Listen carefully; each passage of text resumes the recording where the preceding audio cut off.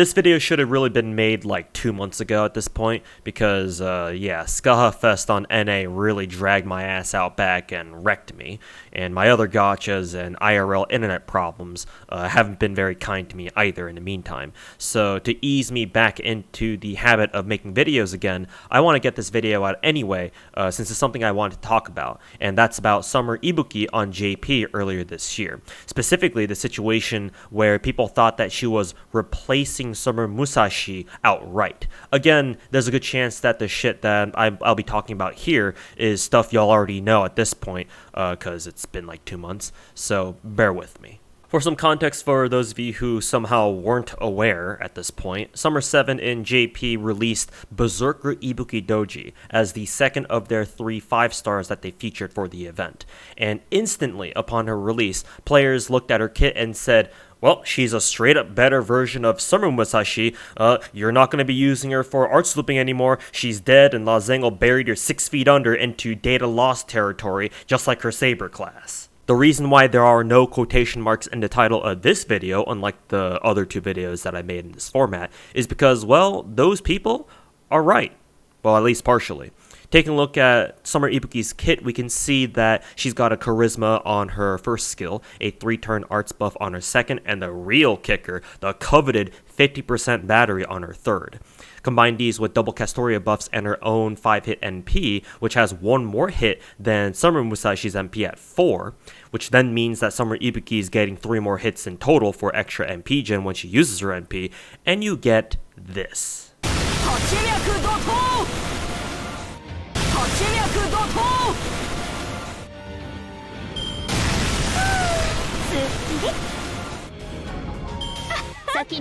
Because of this, we've now established Summer Ibuki as the best arts looper in the game. So why am I making a video like this when people are in fact correct about this assessment? What's my deal this time? Because now, the problem that I have with this situation is specifically that people are comparing her, Summer Ibuki that is, to Summer Musashi.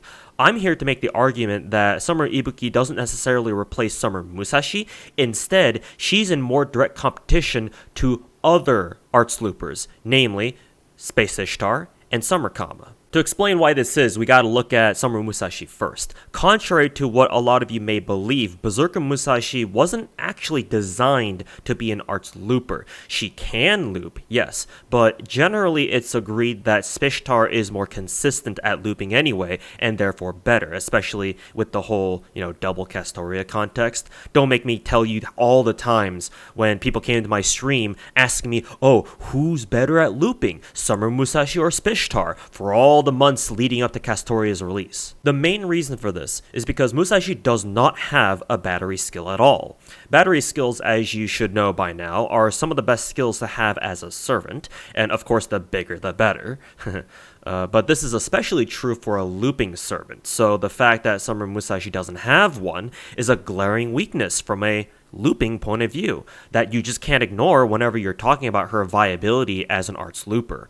And by extension, perhaps a sign that Summer Musashi, like I mentioned before, wasn't necessarily intended to be an arts looper in the first place. It just kind of turned out that she could do it. Because of this, Musashi's setups are a lot more dependent on whether you have additional tools at your disposal on your account or not. With only double Castoria and no starting charge CE and nothing else, Musashi can't fully refund still. You'd need to either give her a CE with an NP gen buff, or at the very least some sort of starting charge, or a mystic code that you can use 2 skills from, like Tropical Summer or 2K4, or for more guaranteed looping, a plug suit waiver if you're willing to go that far. And this is in direct contrast with other Castoria loopers. For example, Spishtar, since she's the only one besides Musashi that Ian has right now, so it's an example that applies to everyone, she's got a battery to cover her, and her higher MP gen more than makes up for her NP having 1 less hit per target than Summer Musashi's, for instance. The battery also means that it's still possible to field Spishtar as your arts looper DPS in 90+, or even the newer 90++ nodes that JP got at some point recently,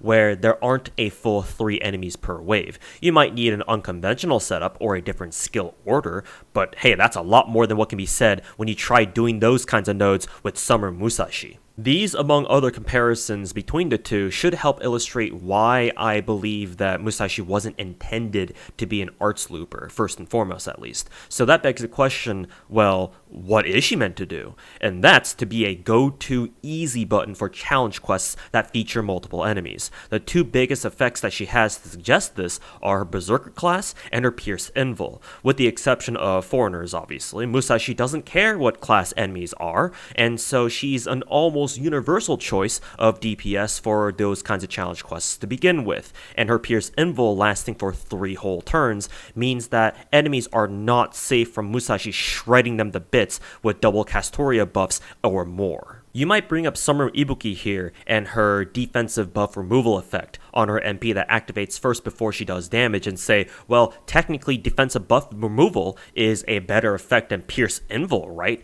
Strictly speaking, yes. In a vacuum, it is. However, in the context of challenge quests, very often if enemies have defensive buffs, they're unremovable, which means Ibuki's defensive buff removal is completely useless in those contexts or for those challenge quests.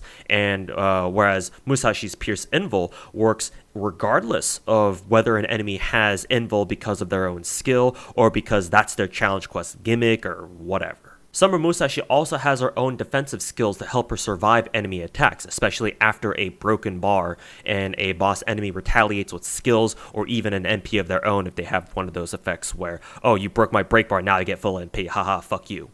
Admittedly, they're not that strong individually, only a 1-hit evade on her first skill and a 3-turn guts on her third that only revives her for like 1 HP or something like that. But again, we compare this to what Ibuki has, which is, well, nothing, right? Like, do you guys see anything that Summer Ibuki has that serves as hard defense? Because I sure don't. The important thing is that Musashi has options at all that can go a long way in keeping her alive in challenge quest situations, even if by themselves they don't stand out that much.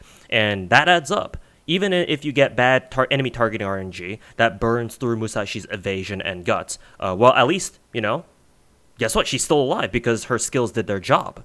Whereas if you got that same kind of RNG with Ibuki on your team, well, your Ibuki is just straight up dead. Like, yeah, sure, Castoria's arts buff having an Invul on it will help Ibuki out sometimes, but the problem is that it's only for 1 turn, and after that turn's done, your Ibuki's right back to being open to getting fucked again.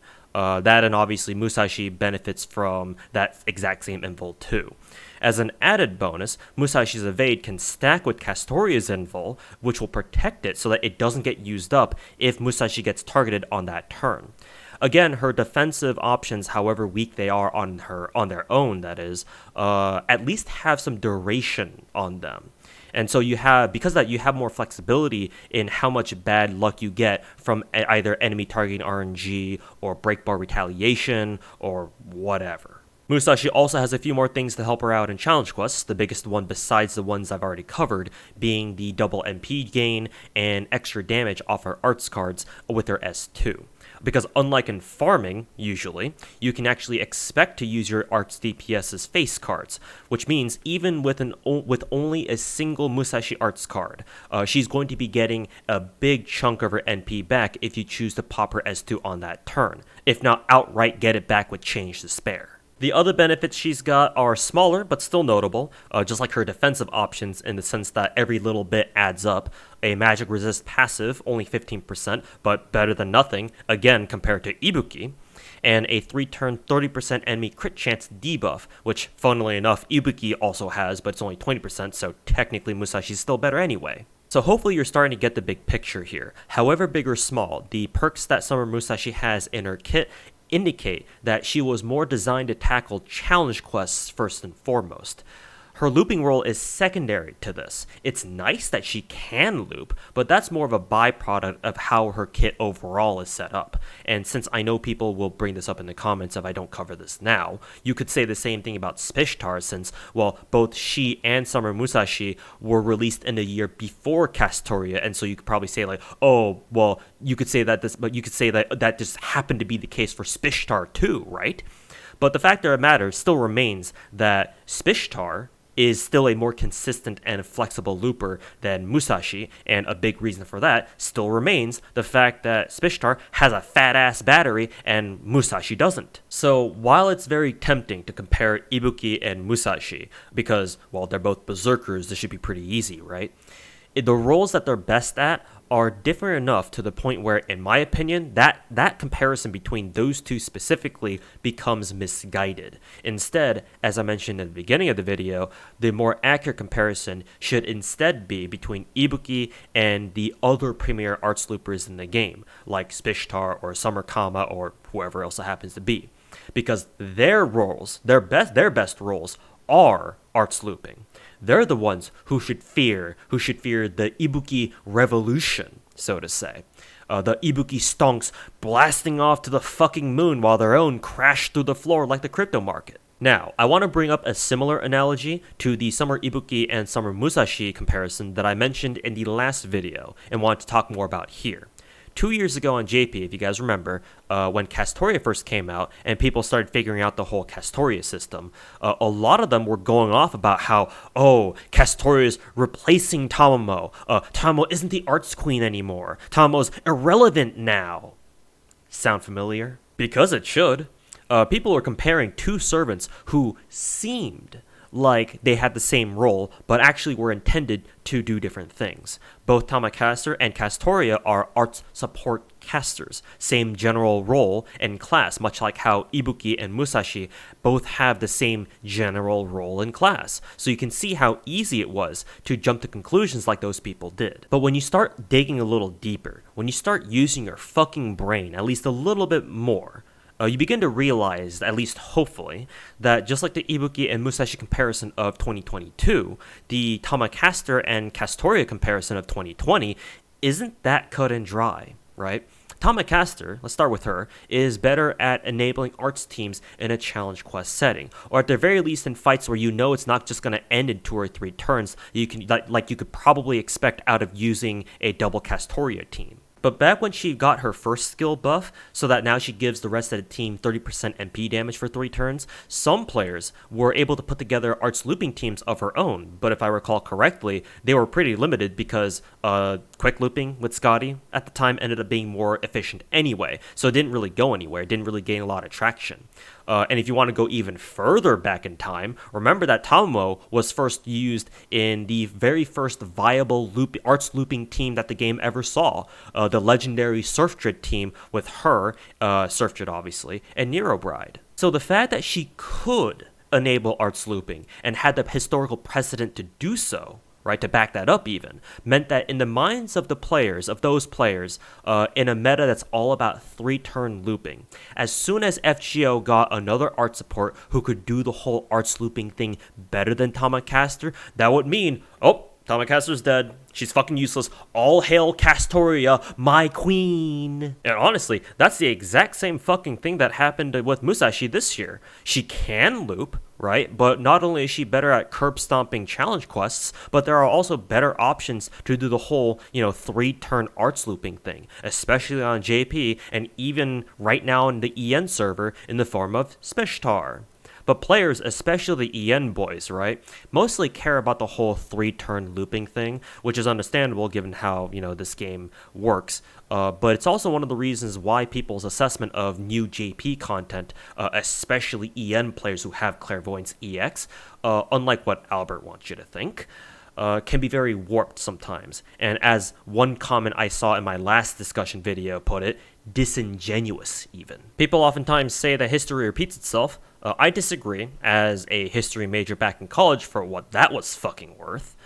It doesn't repeat, but it sure does rhyme. And that's pretty much what happened when Summer Ibuki came out 2 months ago or so.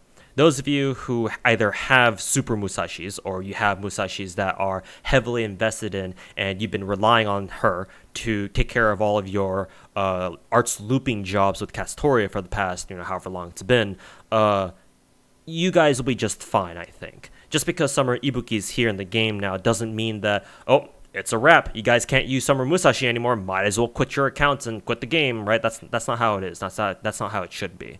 And while that might sound obvious, right, It's not so obvious if your only frame of reference happens to be, what people say on like Discord or Twitter or other, social media platforms in general where people usually have shit takes and bad opinions. So hopefully when the next time something like this happens, when, Lazangle releases a new servant and it seems like they're going to replace another servant because they do their job better, before everyone starts running around screaming power creep, people can take a step back and analyze the situation better and see it for what it really is. The next video I want to do actually won't be on Summer Scotty. After thinking about how I wanted to go about talking about it, I realized that it's probably going to be a complicated video to like script up and talk about in general, and that'll take some time.